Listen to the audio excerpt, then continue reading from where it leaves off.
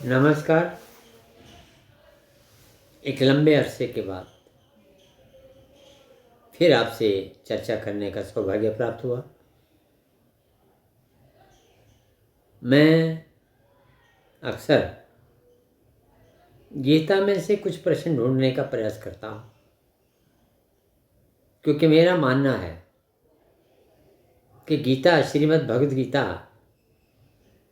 मानव के हितार्थ लिखा गया ज्ञान है, जिसको पाकर के मनुष्य अपने जीवन को सुधार सकता है। इसलिए मैं इसको मानव विज्ञान कहता हूँ। और हम देख भी रहे हैं कि आज जो परिस्थितियां बन रही हैं विश्व में, इस बारे में तो बहुत पहले भी कहा जा चुका है। पहले भी ऐसी परिस्थितियां बनती आई हैं और उसका एक कारण है। श्रीमद् भगवद गीता के अध्याय 16 में मानव की दो वृत्तियों के बारे में चर्चा हुई है। श्री कृष्ण भगवान ने अर्जुन को दो वृत्तियों के बारे में बताया था, देव और असुर। देव के बारे में तो हम बहुत चर्चा कर चुके हैं, बहुत सुन चुके हैं, कौन ज्ञानी है, इस बारे में चर्चा हुई है। साधुवाद के बारे में चर्चा हुई है। लेकिन असुर के बारे में 16 अध्याय में कुछ बताया। तो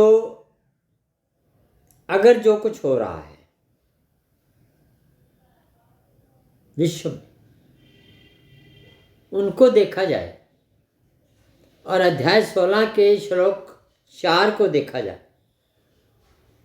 तो फिर आप कुछ इस प्रकार मिलेगा कि असुर प्रवृत्तियों में जन्मे मानव का लक्षण दंभ, दिखावा, घमंड, अभिमान, क्रोध, कठोरता और मानव जीवन के प्रति अज्ञानता, ये लक्षण जो है असुर लोगों के लक्षण पाए गए। ये गीता में वर्णित है अध्याय 4 में, अध्याय 16 और श्लोक 4 में। तो असुर स्वभाव के मनुष्य ना तो निवृत्ति को जानते हैं, ना ही प्रवृत्ति को जानते हैं। श्लोक 8 में उनका स्वभाव इस प्रकार बताया गया है कि असुर स्वभाव वाले व्यक्ति ये मानकर चलते हैं कि जगत आश्रय रहित है, सर्वथा झूठा है,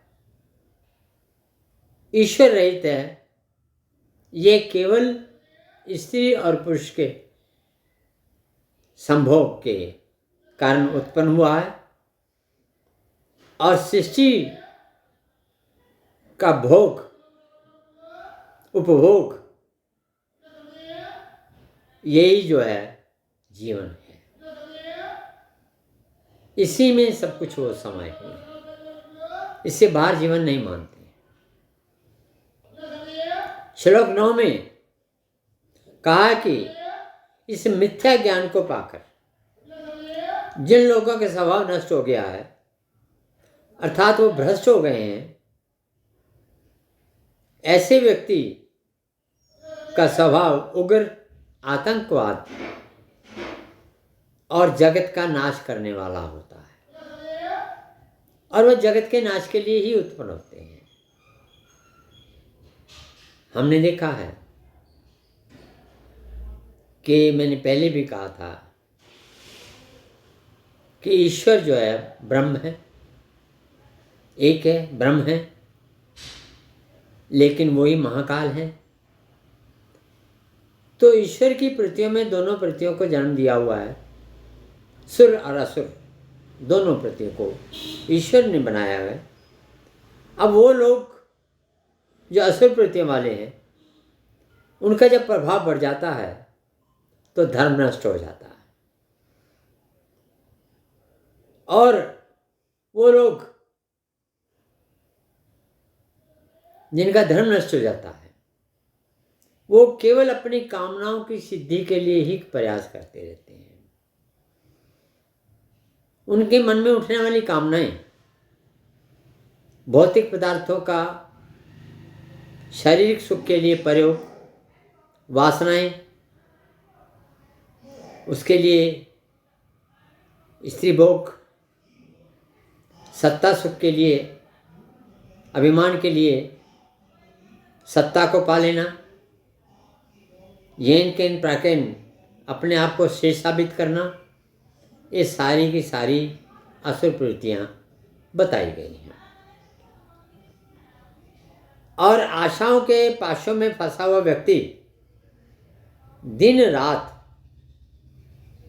भौतिक पदार्थों की उपलब्धि के लिए, सत्ता की उपलब्धि के लिए, धनोपार्जन के लिए और पारिवारिक सुख के लिए सब कुछ अर्जित करने का येन केन प्रेम केन प्रयास करता रहता है।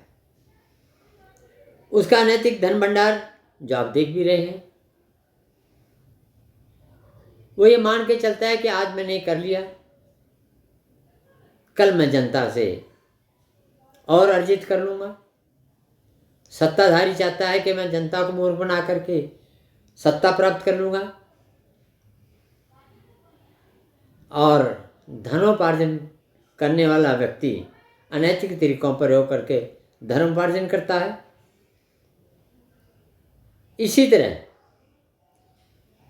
कुछ लोग, अधर्मी लोग जो है, ज्ञान का दुरुपयोग करके सम्मान पाने का प्रयास भी करते हैं। ये सब आप पृथ्वी में आप आज पूर्ण रूप से देख सकते हैं। विश्व में इस तरह के लोग अक्सर पाए जाते हैं जिनको स्पर्श दे सकते हैं। उनका मानना है कि धर्म कर्म में वो दान पुण्य करके, यज्ञ करके और अनेक तरह के कर्मकांड करके मान सम्मान को पालेंगे, जनता में अपना सम्मान स्थापित कर लेंगे, और कर भी रहे हैं। क्यों? क्योंकि मानव जो है अपने प्रति अज्ञान है। यह अज्ञानता है हमारे बीच जो हम अपने आप को समझ नहीं रहे हैं, और उसी कारण जो है वो लोग हम पे भारी पड़ रहे हैं।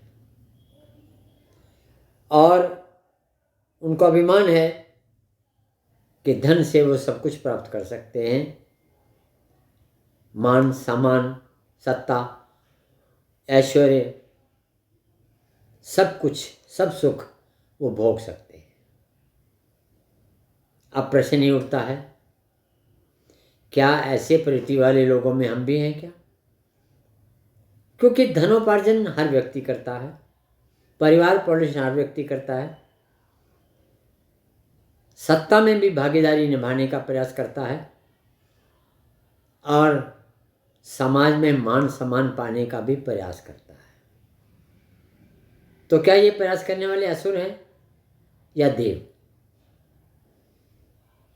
ये आपको निर्णय करना है। मेरा मानना है कि जो लोग जन सेवा के अंदर जनता के को प्रमुख रख करके उनके हितों का कार्य करते हैं,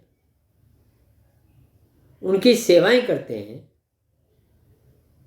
उनके लाभ के लिए कार्य करते हैं और फिर धनोपार्जन करते हैं, तो बुरा नहीं है। क्योंकि धन उपार्जन करना जरूरी है, लेकिन उसमें सेवा भाव होना भी अति जरूरी है। जनता से धोखा करके अर्जित करना ये गलत है, जनता की सेवा करके अर्जित करना सही है, देववृत्ति है। सत्ता में रह करके जन सेवा के भाव से कार्य करना, जनहित के लिए कार्य करना, गरीबों के लिए योजनाएं बनाना, ये देव कार्य हैं। लेकिन इन कार्यों के अंदर अपना लालच साधना, अपना हिस्सा रखना और उस पैसे का दुरुपयोग करना, ये असुर प्रवृत्ति का कार्य है। इसमें आप देख सकते हैं आप कौन से स्तर पे अपने आप को पाएंगे। तो कुल मिलाकर के हम ये कह सकते हैं कि जन सेवा, जनहित, जन लाभार्थ और जन सुखार्थ किया गया काम जो है, या परमार्थ किया गया काम जो है, वो ही देववृत्ति का काम है। वो चाहे आप सत्ता के रूप में करें, वो आप धन अर्जित करने के रूप में करें, या किसी और रूप में करें, वो नियत कर्म हैं और वही हमारे धर्म हैं। और इनको पालन करके हम सर्वश्रेष्ठ बनने का प्रयास करेंगे तो निश्चित रूप से श्रेष्ठ बन जाएंगे। और अगर हम इनका दुरुपयोग करते हैं तो निश्चित रूप से हम असुर की प्रवृत्तियों में शुमार हो जाएंगे।